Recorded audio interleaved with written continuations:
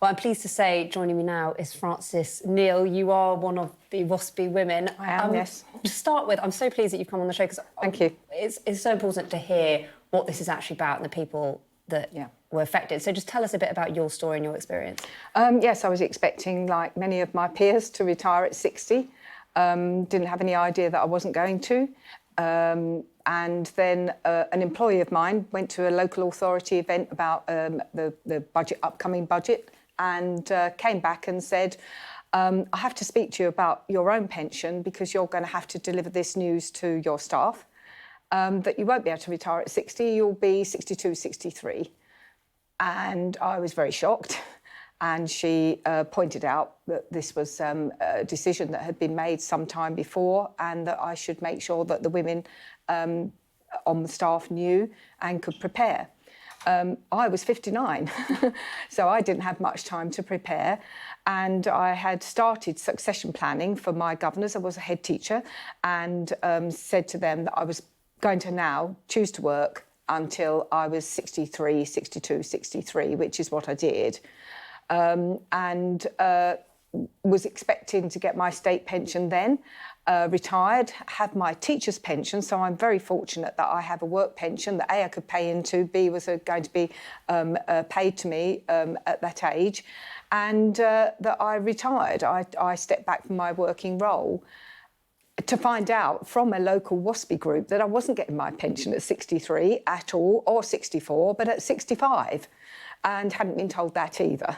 And in terms of the amount of money that you wanted to get in compensation, do you mind me asking, how much was it? Well, the Ombudsman initially said level 6, which was around about 10,000 each. I think it was always in the back of some of us, our minds, that perhaps that was wishful thinking. However, that was the top amount that he was able to say, not to us, but that would have been a top amount that he could have given. But when this report came out, the compensation was ranging from about £1,000 to £3,000, depending on how long you'd had to wait, what notice you had, and when you were actually able to take your pension. A word that's been used a bit today is betrayal. I mean, do you feel that's fair? This wasn't in the government's manifesto, but, as you saw there, previous Labour leaders, I think people like Keir Starmer have been pretty vocal on this. To say, I think that we're absolutely devastated, and very frustrated. We've been campaigning for 8-9 years, and particularly in the group that I run with my colleague Deborah in Essex. Our members, we have about 100, and our members were, first of all, very upset, and now they're angry. Did it feel like it came out of the blue? Oh, yes. Or was it expected because it wasn't in the manifesto? No, well, as a coordinator, I hadn't been told to expect anything, and normally we are told, particularly if there's a very strong statement or the whisper of something. I know that we hadn't heard anything at all from the Waspi board. I don't think they were involved in this decision, and I don't think they had the heads up, although I'm not party to any discussions they may have had. But it certainly is a very great shock that they admit maladministration, they admit a wrongdoing, but there's no reparation for it. I guess the government's argument, and it's important I get that across because we don't have them on the programme tonight. No, of course. They say that most of the women, 90% of women born in the 1950s, knew the state pension age was increasing and that those letters wouldn't have made a difference. Well, they certainly wouldn't have made a difference to me because I didn't know, and I was caught twice. And I also, within that, was caught with the move from 30 years full pension for a full pension to 35. So within those 5 years, that rule changed as well. So I was hit by that too.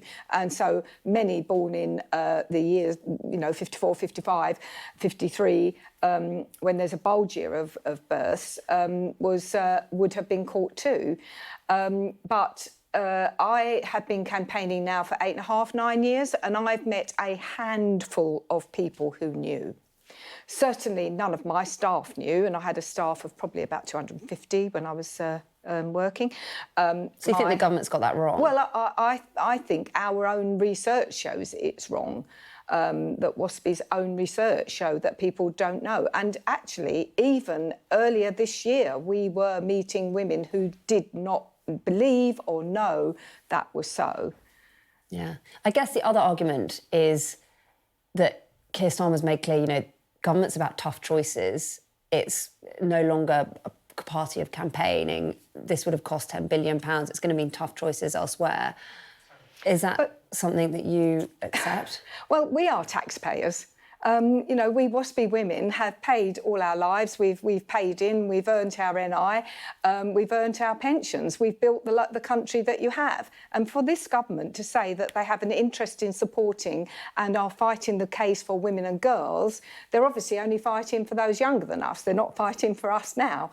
That really is quite upsetting, because we feel that we have proved our worth to this country and that we should be compensated for a decision that was taken and that we were not told about. And were not told, I think you may be able to check this, that the first Waspy lady was told 14 years after the initial decision, and then that was changed in 2011. So there was plenty of opportunity for us to be told. The government doesn't fight shy of telling you your tax code, telling you what you've got to pay here and there. I've just recently received a letter about winter fuel allowance and not being able to get it. Well, that's fine, but there are ladies who are really going to miss that very much. And for this to happen on top of that, I just feel that it's very bad for them. The other bit is that the Ombudsman, all that taxpayers' money to have a 6-year investigation for us into our case, and then for it to be ignored. Is that the best use of taxpayers' money, one asks? But also, the Ombudsman very clearly laid this at the door of Parliament and MPs, and the government has made a decision, as they may. However, we are now asking the 350 MPs that are supportive of Waspy and have signed a pledge and have said that they're going to support us. There's a Waspy group in almost every constituency in the country. We are asking them now, step up, fight for us, and we're not going away.